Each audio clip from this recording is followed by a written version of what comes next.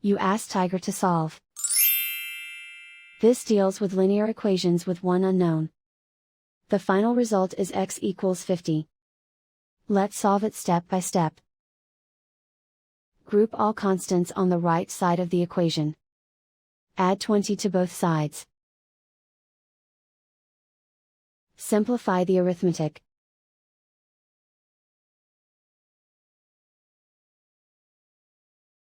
Isolate the x. Divide both sides by 3. Simplify the fraction.